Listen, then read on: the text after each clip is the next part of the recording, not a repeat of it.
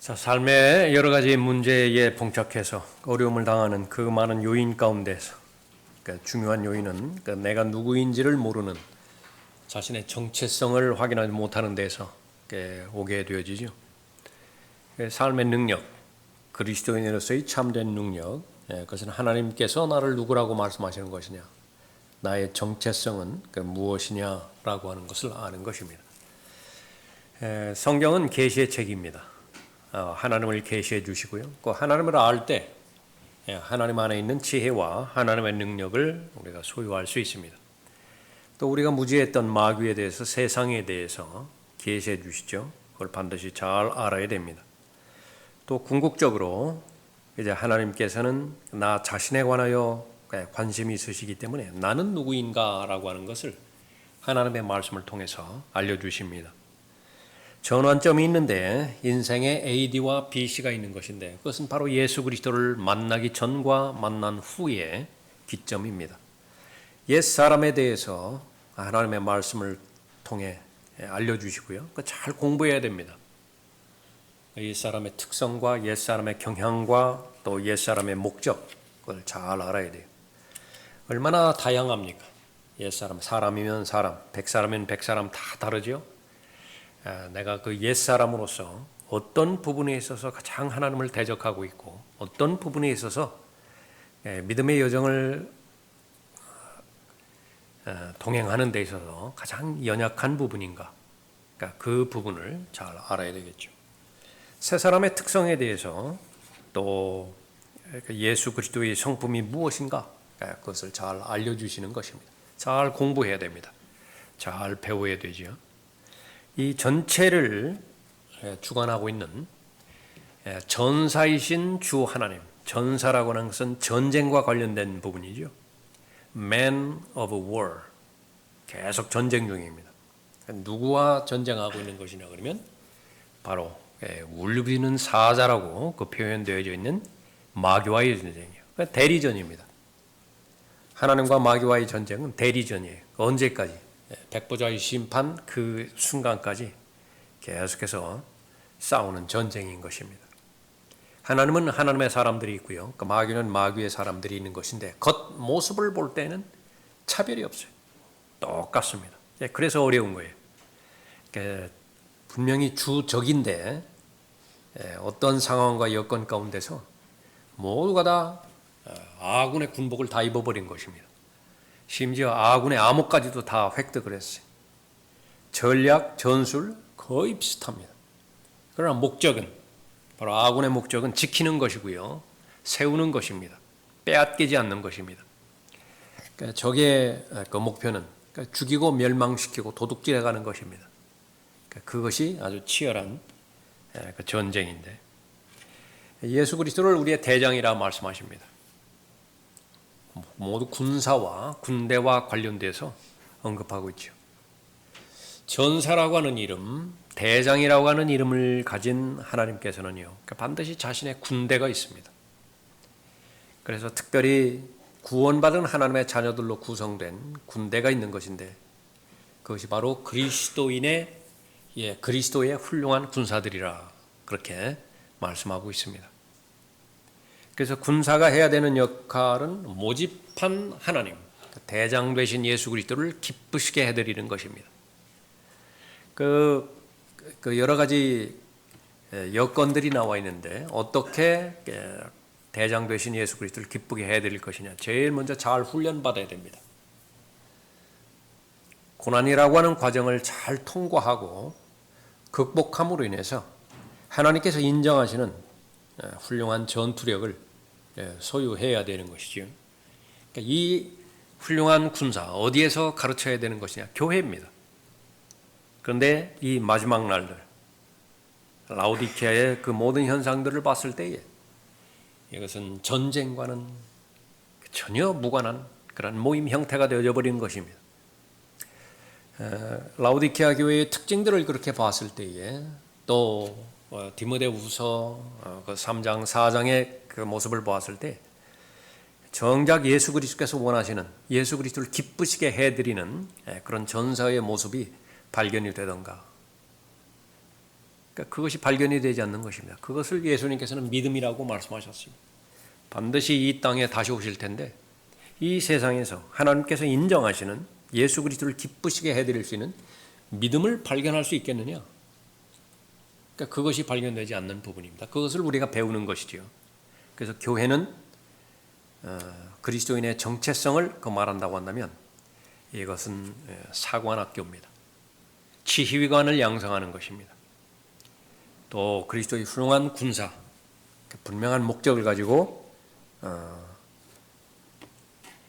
전투에 임할 수 있는 모든 자격을 부여하는 것이지요. 그래서 고난을 견딤으로 인해서 모집한 자를 기쁘시게 해드리는 부분이고요. 그 사람의 특징은 자유롭습니다. 진리를 아는 사람으로서 진리로부터 자유롭다. 그럼 그 전투에 임하는 데 있어서 방해가 되어지는 요소는 무엇이냐? 히브리서 12장에 의하면 두 가지가 나와 있는데 하나는 명백히 드러난 죄고요. 죄와 관련되어 있다. 특별히 그 죄는 모두가 다 항명죄를 향하게 되어 있는 것인데 불순종이에요. 그 명령을 들었든지 이해했든지 그 상관없습니다. 분명히 자신의 의무임에도 불구하고 그것을 고의적으로 이탈하게 되어지는 것입니다.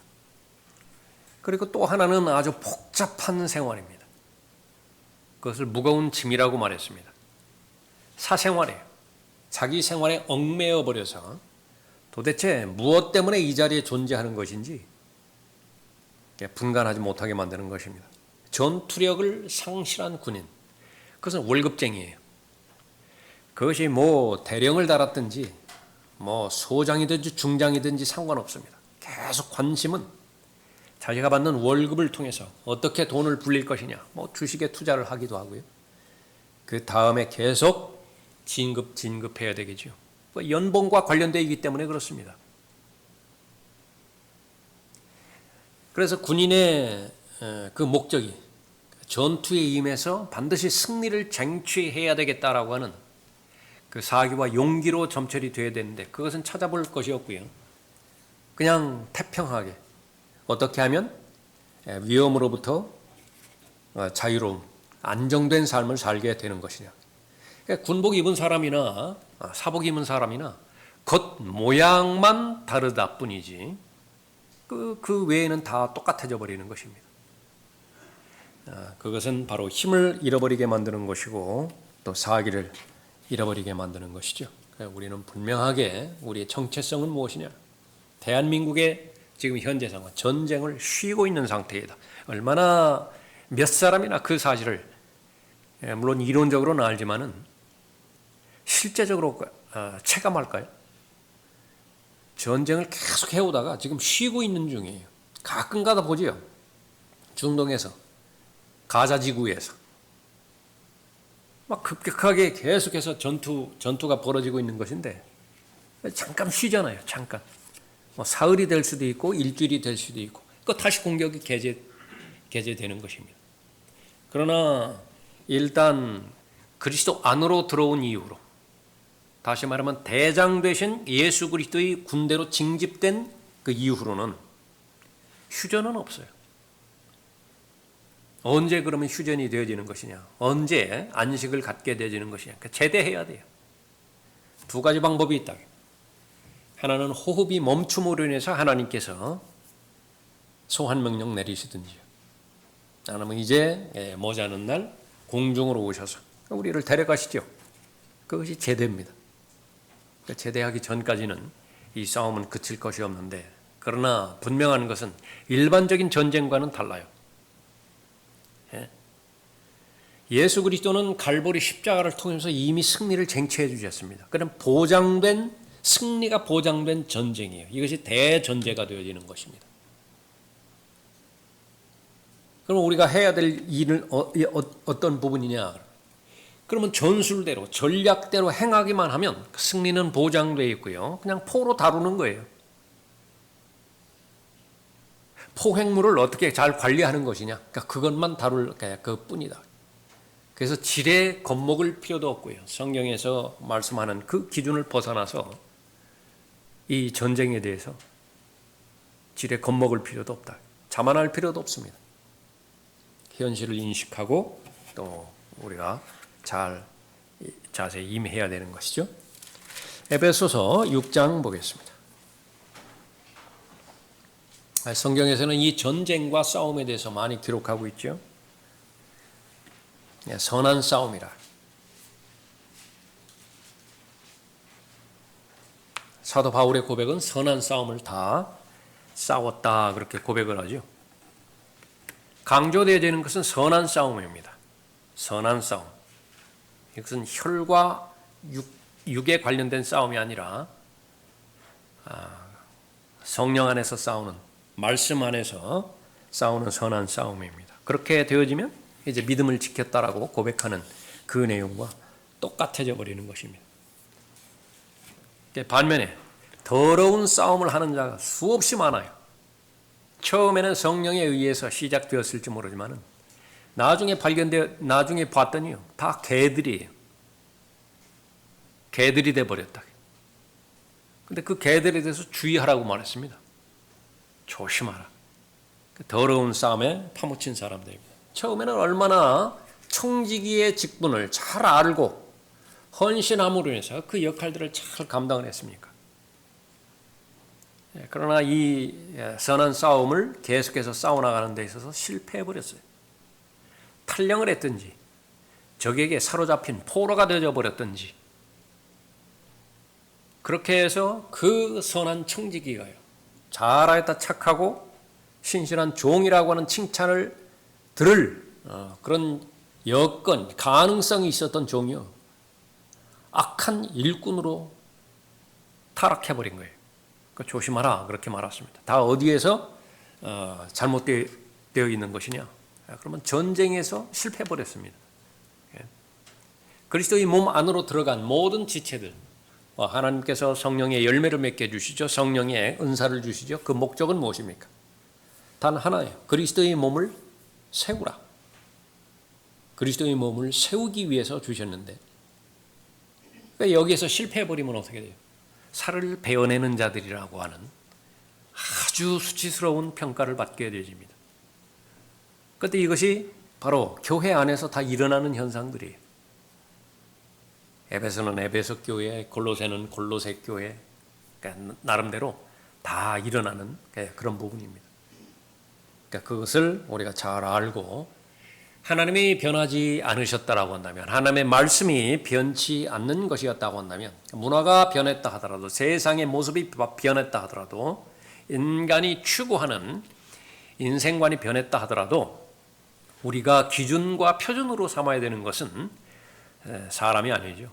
반드시 하나님 편에 움직이지 않는 그런 기준을 세워야 됩니다. 다른 사람들이, 얼마나 많은 사람들이 인본주의에 편향해서 그렇게 세상 지향적으로 흘러간다 하더라도, 한 사람 두 사람이라 하더라도 하나님 편을 잘 세워야 되는 것입니다. 성경대로 믿는 그리스도인이에요. 고지것대로, 그러니까 세상이 어떻게 바뀌든지 간에 참된 성경대로 믿는 사람들, 주적이 있고요, 그걸 인식하고 있습니다. 싸우는데 언제까지 싸우는 것이냐? 제대 명령 나올 때까지 싸우는 것입니다. 그러니까 죽기까지 싸우는 거예요. 끝까지 싸우는 것입니다. 그렇게 싸워봤더니 결과가 어때요? 안 싸우는 사람보다 더 많이 희생하던가요? 안 싸우는 사람보다 더 많이 손해, 대가를 더 많이 치르던가요? 처음에는 그렇게 보이는지 모른다. 그런데 그것이 바로 가장 가치 있고 가장 의미 있는 삶이었다라고 하는 사실을 아는 것입니다. 다시 한번 우리는 열매를 맺는 포도나무 가지의 그 신분이고요. 우리는 농부입니다. 밭을 열심히 기경을 해서 좋은 씨를 뿌리고 시간이 경과된 뒤에 수확을 거두는 농부인 것입니다. 그 사실을 알면 삶에 많은 문제들 둘러싸여 있다 하더라도요, 그렇게 마음이 곤고하지 않습니다. 마음이 그렇게 나뉘어져서 갈등을 초래하지 않는 것입니다. 그 가운데 하나가 나는 누구인가? 육군사관학교 나온 임관을 하건 아니면 지금 계속 전투 부대를 지금 지휘하고 있건 아니면 실전 야전 부대에 배치돼서 경계 근무를 쓰고 있건 군인이에요. 그런데 그냥 군인이 아니라 적이 두려워하는 군인입니다. 적이 나를 알아요. 소문이 났다고요. 그래서 적이 나를 무서워합니다. Good soldier. 선한 싸움. Good fighter. 그 이름에 맞게 Good soldier. 선한 싸움에 선한 싸움이라고 하는 사명이 우리가 주어졌다고 한다면 그 싸움에 맞는 것은 바로 좋은 군사, 훌륭한 군사, 선한 군사가 되어지는 것이죠. 반드시 싸움의 실체에 대해서, 전쟁의 실체에 대해서 알아야 되고 알았다고 한다면 대비를 해야 되죠. 그것을 에베소서 6장에서는 무장이라 그렇게 했습니다. 그리고 나서 이것은 실행해야 됩니다. 이론 체계만 계속 갖춰가는 것이 아니라 이것은 실행을 해야 돼요. 하나라도 실행을 해야 그것이 승리를 경험하고 또 하나님께서 그 승리의 그 결과에 대해서 약속하신 말씀이 나에게 이루어지는 것이지 그것을 첫 발을 딛지 않으면 아무것도 이루어지지 않는 것입니다. 에베소서 6장 10절 보십시오.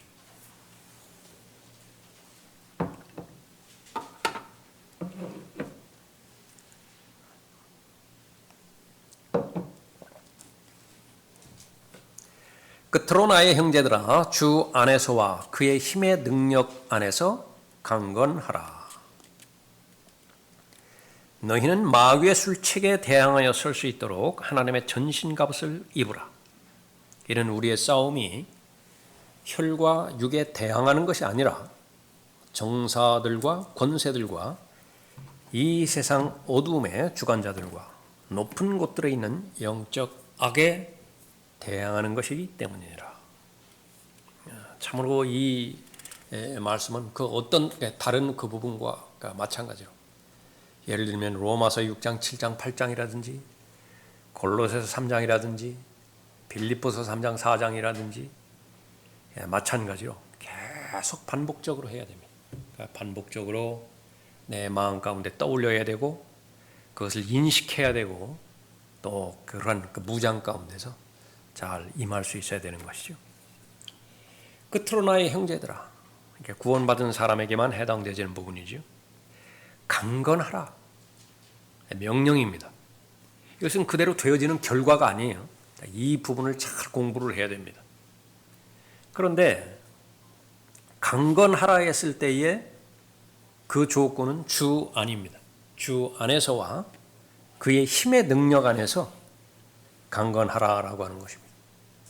아무리 그 건전지에 성능이 좋다 하더라도요, 매뉴얼대로 그렇게 하지 않으면 그 뒤에는 기대할 것이 없어요.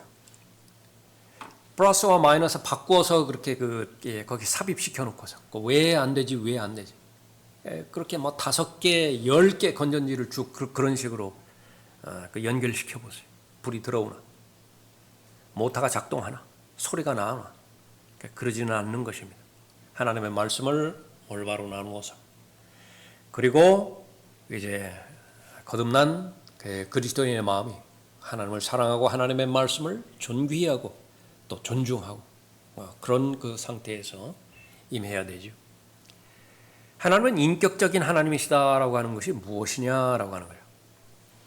성령은 영향력이 아니라 인격이시다. 그 말이 도대체 무슨 말이냐? 나에게 요구하시는 것이 있습니다. 나의 뜻을 존중하는 영역이 있어요. 그것은 내 스스로 하기를 원하는 것입니다. 가깝게 이렇게 구원에 관련돼서도 그렇죠. 어떻게 하면 구원받게 해주는 것이냐. 이 칼빈주의자들이 말하는 것처럼, 극단적 칼빈주의자들이 말하는 것처럼 내 성향이라든지 내 의지라든지 내 마음이라든지 전혀 고려하지 않고 처음부터 끝까지 일방적으로 하나님께서 다 행하셔버렸다. 그게 그 거듭남이에요. 거듭남이라고 하는 나하고는 아무 상관이 없습니다. 그것은 오로지 하나님께서 나를 거듭나게 해주시고 그 다음에서야 이제 내가 뭐 믿음으로 행하든지 뭐 진리를 추구하든지 그런 그 일들이 일어나게 된다라고 하는 그런 부분이죠. 그건 성경의 첫 단추부터 잘못되어 있는 부분입니다. 그러면 하나님께서 나에게 요구하시는 것은 뭐냐면 강한 사람이 되기를 원하는 것인데, 강건한 사람이 되어지길 원하는 것인데, 조건이 뭐냐면 주 안이 하나님의 안에서 강건하라. 하나님께서 주시는 지혜가 있고 능력이 있습니다. 그 안에서 강건하라. 그 말이 도대체 무슨 말이냐 그러면 주 안에서 강하라. 계속해서 더 앞으로 나아갔을 때 하나님의 능력은 하나님의 말씀 안에 있습니다. 그래서 내가 기도를 합니다. 내가 이 죄와 싸워서 이길 수 있는 힘을 주십시오. 이 유혹과 또 정기적으로 오는 이 시험에 대해서 나도 이제 더 이상 패배하지 않고 승리하고 싶습니다.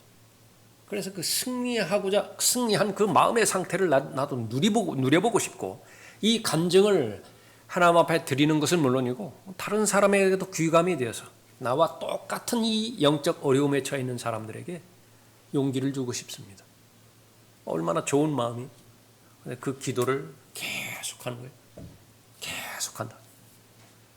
패배하죠. 그래도 꿋꿋하게 일어나서 또 한다. 또 넘어진다. 또 기도한다. 그러다가 제대하는 거예요. 그러다가 제대한다. 그런 마음의 동기와 그 목적이 이루어졌다고 한다면 이제 구체적으로 하나님께서는 나에게 원하는 것이 무엇이냐를 알아야 돼요. 지금 그러한 마음은 헌신에 해당되어질 수 있습니다. 나도 그러한 삶을 살기를 원하는 거예요. 열매를 맺는 삶을 살기를 원하는 것이고요. 다른 사람에게 좋은 영향력을 주는 그 빛의 영향력, 소금의 영향력을 주는 그런 삶을 살기를 원하는 거예요. 또 오늘 본문에 나와 있는 것처럼 승리의 삶을 살기를 원하는 것이죠. 그런 마음으로 이제 자신의 의지를, 생애를 하나님 앞에 드렸다라고 한다면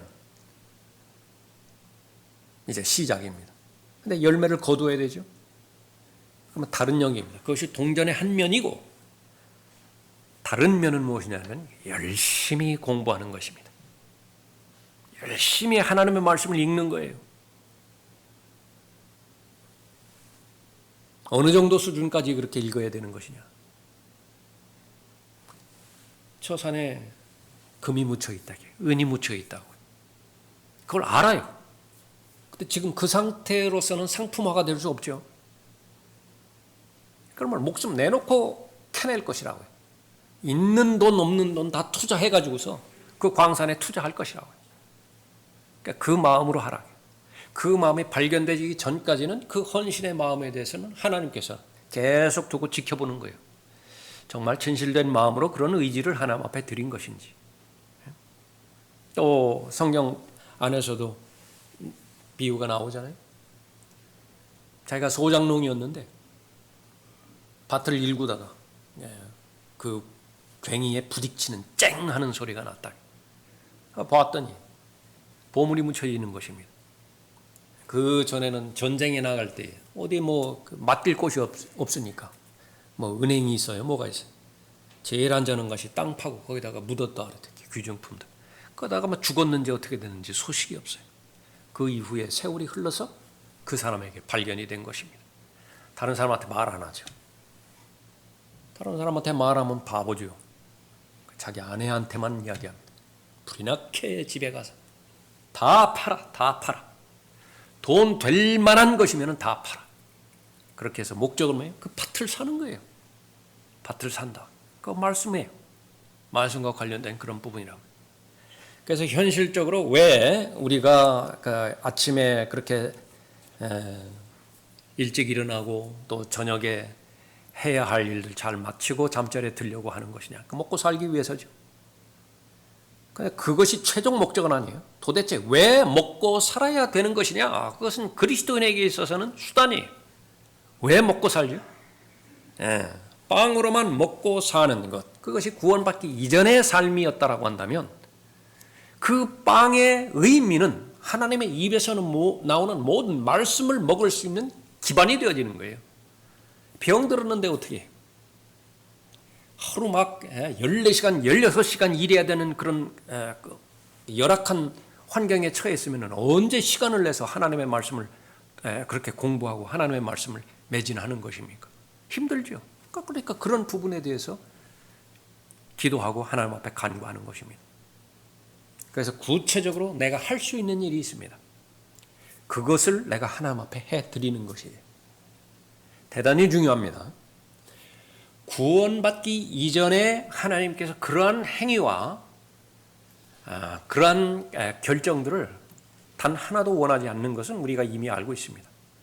그것이 믿음으로 말미암아 은혜로 구원받았다라고 하는 말을 의미하는 것이고, 강조해서 그 뒤에 무엇이라고 말씀하는 것입니까? 행위로 말미암는 것이 아니라라고 하는 거예요. 행함으로 말미암는 것이 아니에요. 무엇이요? 구원에 관련된 부분에 있어서는. 그런데 이제 구원받았죠? 구원받으면 사람이 달려졌다고요. 사람이 달라졌습니다. 어떻게 달라지는 것이냐? 요즘 무슨 애들 좋아하는 영화에 보면 트랜스포머라고 하는 영화 있다. 뭐 자동차가 갔다가 로봇으로 확 바뀌는 그런 부분이 있죠. 그러니까 좋은 얘기예요. 근데 그 말이 어디에 사용되어졌느냐 그러면 에녹에게 직접적으로 사용됩니다. 히브리서 11장에서. 우리말에는 이제 옮겨졌다 그렇게 말하는데 그 변모되는 거예요. 트랜스포머, 체인지 되는 것입니다. 예? 그래서 그것이 옛사람과 새 사람을 이루는 구성 요소가 달라지는 것입니다. 예?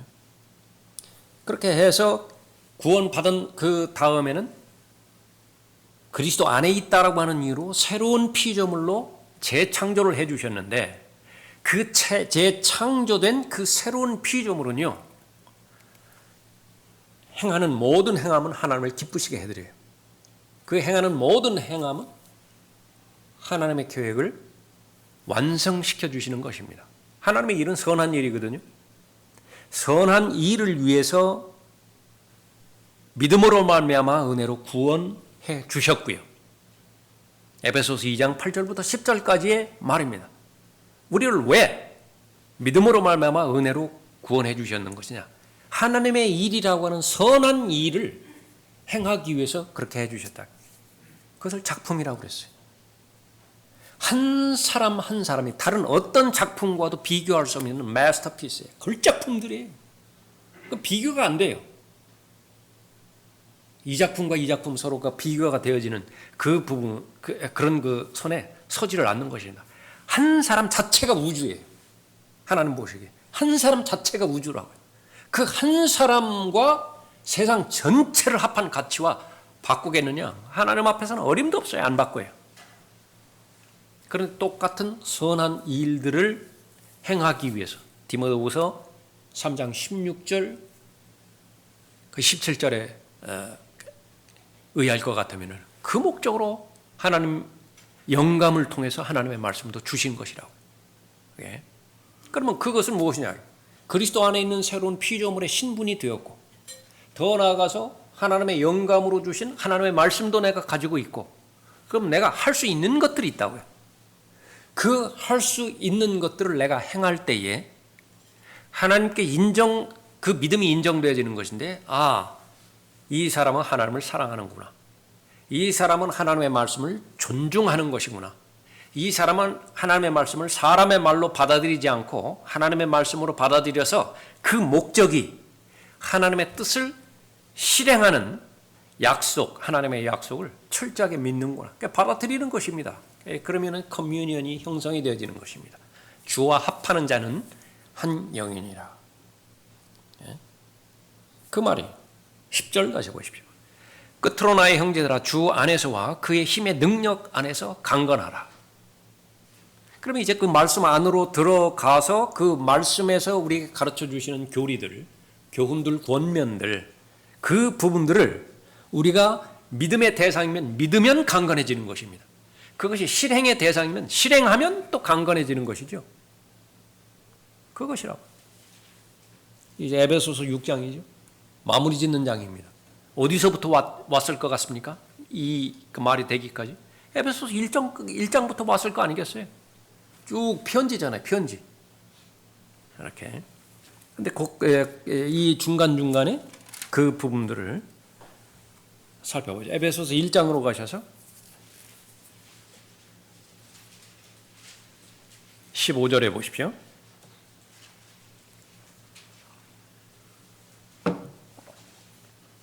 이 때문에 나 역시 주 예수를 믿는 너희의 믿음과 모든 성도를 향한 사랑을 들었으니 너희로 인하여 감사드리기를 그치지 아니하고 나의 기도에 너희를 말하노라. 똑같은 맥락이요.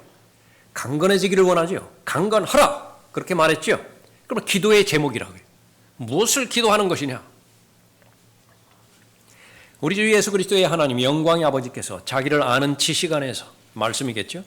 지혜와 계시의 영을 너에게 주시어. 그 에베소서 6장도 결국은 성령에 관련된 부분입니다. 성령의 생각을 아는 것이냐? 알았다고 하면 그 성령의 생각에 동행할 수 있는 것이냐? 그러니까 최종적으로 무릎을 꿇으면 이제 기도의 용사가 되어지면 보장된 승리는 내 것이 되어지는 것입니다. 그 성령 안에 지혜의 영이고 계시의 영이라고 말이죠. 그 지혜와 계시의 영의 능력에 의해서 내 죽었던 영이 다시 살아났는데 그 살아난 영의 특성을 봤더니요. 어쩌면 그렇게 성령 하나님과 코드가 맞는지요. 그분이 좋아하시는 건 나도 좋아하고 그분이 싫어하는 건 나도 싫어한다. 그분이 절대적으로 관심 갖는 것은 나도 어떤 일이 있다 하더라도 그걸 실행하고 싶고요. 세상에서 아무리 떠버리는 일이라 하더라도 성령께서 별 관심이 없어요. 그거 나쁜 건 아니라고요. 그 죄는 아니에요. 그렇지만 별 관심이 없다고요. 나도 마찬가지예요. 그런 쪽으로 하는데 그것이 지혜의 영이고 계시의 영인데요. 둘 다 똑같이 있습니다. 성령 안에도 지혜의 영이고 계시의 영이 있고 내 거듭난 영에도 그 지혜와 계시를 사모하고 받아들일 준비가 있다. 주셨다고 그랬죠? 목적은 무엇입니까? 18절에 너희의 지성의 눈을 밝히셔서. 어떻게 내 지성의 눈이 밝혀질까요? 읽으면 돼요. 들으면 됩니다. 공부하면 돼요. 탐구하면 됩니다. 암송하면 돼요. 실행하면 됩니다. 연습하면 돼요. 훈련받으면 됩니다. 그러면 지성의 눈이 밝혀지는 것입니다. 그런데 이 기도를 한다. 아무것도 안 해요. 계속 기도만 해요. 지성의 눈을 밝혀주십시오. 지성의 눈을 밝혀주십시오. 예. 믿지 않는 자의 마음을 어둡게 하는 그 출처가 땅으로부터는 지혜로 그 사람을 뒤덮어버린다. 그러니까 비극입니다. 잘 알아야 되겠죠. 지성의 눈을 밝히셔서 너희로 하여금 그의 부르심의 소망이 무엇이며 성도들 안에는 그의 유업의 영광의 풍성함이 무엇인지 알기를 원한다 그거죠. 다시 말하면 이것이 정체성 아니겠어요? 왜 불러주셨어요? 그것은 유업 때문에 불러주셨다라고 말씀하셨다. 사도행전 20장에서도 안으로부터의 공격이 있고 밖으로부터의 공격이 있죠. 반드시 지켜내야 된다. 무엇 때문에? 그 지켜내지 못하면 뭘 잃어버려요? 유업을 잃어버려요. 근데 그 유업을 잘 지키고 보존하는 핵심은 은혜의 말씀에 달려있다. 그래서 은혜의 말씀에 어떻게 의탁시키느냐. 목사의 의무, 목사의 책임, 속히 목사로부터 독립시키는 것입니다. 성도들을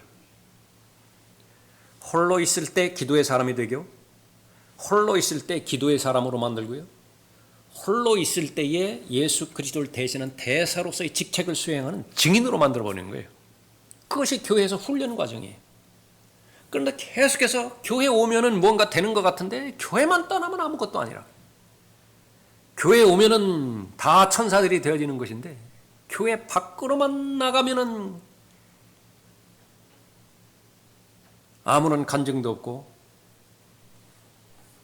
기도의 능력도 잃어버리게 만든다. 그것은 원천적으로 잘못되어 있는 것입니다. 그래서 지성의 눈을 밝히셔서 나의 정체성, 하나님께서 나를 바라보시는 나는 과연 누구인가, 참된 누구인가 그것을 알게 하는 것이죠. 19절에 보십시오. 중요합니다. 또 그의 강력한 능력의 역사하심. 얼마만큼 강력한 것이냐? 죽은 나사로를 살리실 만큼 강력한 능력이 계신 분이 예수님이셨어요. 한번 생각해 보세요. 그거보다 더 큰 기적, 마귀들을 쫓아내는 기적과 죽은 나사로 지금 썩어가고 있거든요. 냄새가 난다고요. 그 나사로를 다시 살린 기적, 비교가 될까요? 마귀들을 쫓아낸 기적도 대단한 것이지만은 나사로를 살린 기적, 그것과 비교가 안 될 것 같다고요. 그러니까 수많은 5천 명을 동시에 먹였다. 그것도 정말로 거의 무에서 유를 창조한 기적이거든요. 빛이 있으라 말씀하셨을 때 빛이 창조된 것처럼 거의 버금가는 그런 기적이지만은, 그러나 죽은 나사로를 살렸다. 근데 그 나사로 죽거든요. 여러분은 어떻습니까? 죽었던 영을 살렸는데 다시는 안 죽어요. 근데 거기서 그치는 것이 아니라 그 영이요, 예수님과 똑같이 동시에 천상에 존재하고 여기에도 존재하게 만들어버렸다. 동시에 내가 육체적으로는 지금 부산에 위치하고 있지만은 또 영적으로는 그리스도의 몸 안에 위치하고 있는 거예요. 세상에 그런 기적이 있나요? 그런 강력한 하나님의 역사가 있는 것이냐. 거기서부터 출발하는 거예요. 그것이 시작이라고요. 그것이 영적인 영역 안에서 이루어지는 하나님의 능력입니다. 첫 번째 사람이 하나님 앞에 불순종했을 때에 온 인류를 신음하게 만들고 절규하게 만든 것은 죄거든요. 도대체 다른 세균과 다른 바이러스는 다 정복이 돼 있는데 이 죄라고 하는 바이러스는요, 없어지지 않아요. 끈질깁니다. 끈질겨요. 이건 정복이 안 돼요. 백신이 만들어질 수가 없어요. 왜 그러냐면 그 백신은 우주 밖에 있는 셋째 하늘에 있는 하나님이 계시는 피를 수혈을 해서 그 피를 근거로 해서만 만들어질 수밖에 없는 백신이거든요. 그게 가능하냐 그 말이에요. 그런데 그것이 마침내 만들어지고야 말았죠. 강력한 역사입니다. 또 병행해서 하나님의 원수인 마귀는 영적 존재 아니에요. 우리가 상대하는 것은 지금 무슨 지성인이 아니라 무슨 G2 그런 그 군사력을 가진 제국들이 아니라 대국들이 아니라 혈과 육의 대상이 아니라 바로 영적 존재들이라고 말하고 있는데, 그것이 그 사명이 우리에게 주어졌는데 그거는 수행 불가능한 사명 아니에요. 그야말로 미션 임파서블이라고. 그건 불가능해요. 그런데 그것을 가능하게 만드는 것이 바로 하나님의 능력이라. 그런데 그것이 내 안에 있다는 것이, 그걸 알아야 된다. 내가 해야 될 일은 무엇이에요? 그냥 코드에 꽂으면 된다고요. 그냥 안 꽂아요. 그것을 행하기 위해서 주 안에서 그의 능력 안에서 강건하라, 그렇게 말씀하고 있는 거죠. 또 그의 강력한 능력의 역사하심을 따라 믿는 우리에게 행하신 그의 능력의 지극히 위대하심이 어떤 것인가를 너희로 알게 하시기를 원하노라. 의사가 되기 위해서 얼마만큼 수련을 해야 되는 것이냐. 아무래도 다른 직종보다는 제일 오래 걸릴 것 같아. 많은 도움을 주기는 주겠죠. 그러나 근원적인 문제는 해결되지 못합니다. 증상을 완화시켜주고요, 고통을 감쇄시켜주시는 그 역할만 하겠죠. 결국은 살리지를 못해요. 그러나 거듭난 여러분들이 믿음으로 행하는 예수 그리스도를 증거할 때 어떻습니까? 영원히 살게 해준다고요. 죄 문제까지도 해결해 줄 수 있어요. 마땅히 지금 걸려있는 하나님의 영원한 정죄, 그 영원한 정죄의 문제도 해결해 줄 수 있더라고요. 그것이 바로 그리스도인의 정체성인 것입니다. 그러면 그 정체성에 대해서 분명하게 언급하고 나서 그 다음에 강건한 삶이 되기 위해서는 어떻게 해야 되어지는 것이냐. 그 4장으로 보세요. 4장 가서 에베소서 4장. 그러므로 주의 죄수된 내가 너희에게 권고하노니 너희가 부르심을 받은 그 부르심에 합당하게 행하되, 그 다음부터 나오는 것은 모두가 다 행함입니다. 무엇을 행하는 것이냐? 하지 말아야 될 것을 하지 마는 것이고요, 옛사람 벗어버리는 것입니다.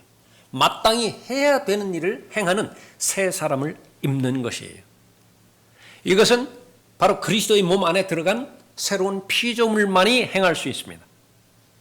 그리스도 안에 들어오지 못한 피조물은 불가능해요. 이것은 그러한 경향이 없기 때문에, 그런 본성이 없기 때문에, 그런 본능이 없기 때문에 불가능하다. 길면은 사흘 나흘 갈 수 있습니다. 아주 독한 사람은 한 달, 두 달 갈 수도 있어요. 그러다 다시 원점으로 들어가죠. 그건 아주 응축된 스프링입니다. 누르다가 결국은 튀게 돼 있는 것인데 그건 50배, 100배 튄다고. 그걸 계속 경험해 나가는 것이 종교인들이 얼마만큼 하나님 앞에 무력하고 마귀가 갖고 놀기 좋고, 그러니까 그런 그 부분들입니다.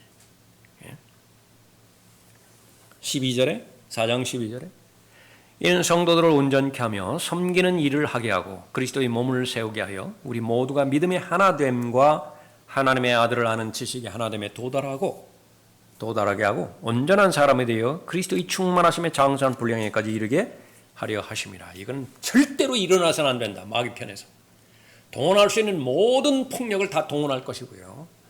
또 제시할 수 있는 모든 계략과 마귀의 술책을 다 동원할 것이라고요.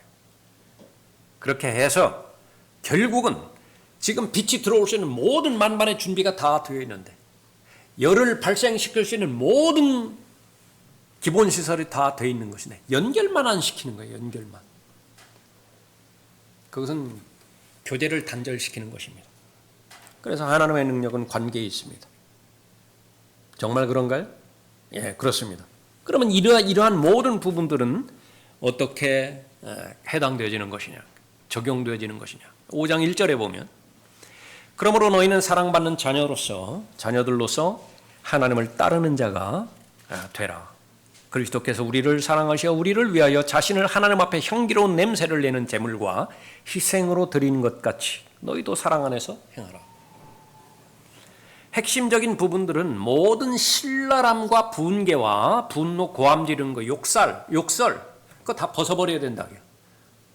여러분 그 산 정상에 섰는데 분노 벗어버려요? 욕설 벗어버려요? 고함 지르는 거 그거 벗어버려요? 그 세상 어떤 누구를 산 정상에 홀로 세워보라고요. 고함 지르는 사람이 있나? 욕설하는 사람이 있나? 그 옆에는 반드시 누군가가 있다고요. 그 누군가가 나를 괴롭게 하는 거예요. 관계입니다. 관계. 다정다감하게 행하고 친절하게 행하라. 실상은 그것이 쉬운 말인 것 같지만은요. 서로 용서하라. 그리스도께서 너희를 용서하신 것 같이 그렇게 서로 용서하라. 영적 전쟁이에요. 하나님의 전신갑옷을 왜 입어야 되는 것이냐? 하나님께서 인정하시고 또 요구하시는 정상적인 관계로 계속 이어나가길 원하는 것입니다. 그 관계 가운데서 열매가 맺어지는 것이고요.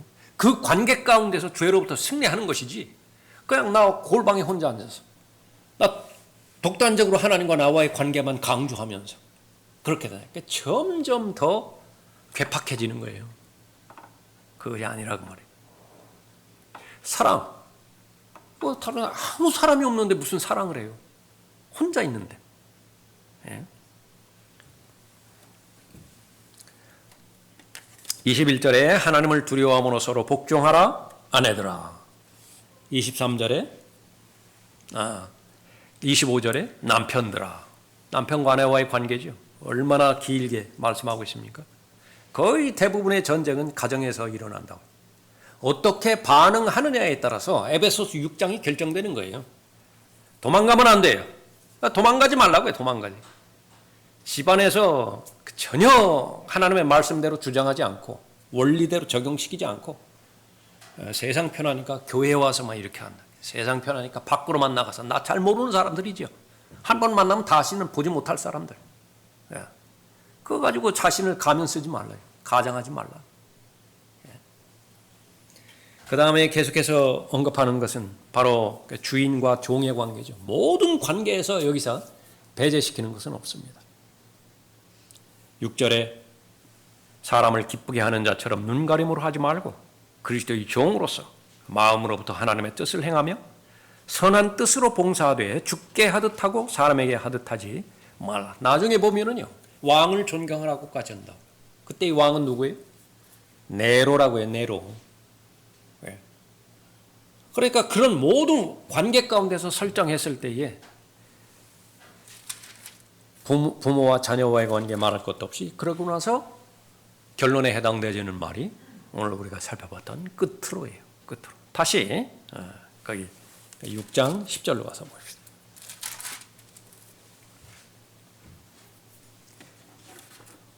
끝으로 나의 형제들아 주 안에서와 그의 힘의 능력 안에서 강건하라. 너희는 마귀의 술책에 대항하여 설 수 있도록 하나님의 전신갑옷을 입으라. 지금까지 계속해서 구체적으로 살펴봤던 이 내용들에 대해서 어떻게 하면 하나님의 뜻이 실현이 되어지고 실행이 되어질 것인지, 하나님은 그대로 이루어져서 세워지기를 바라는 것이지만 마귀는 반대이죠.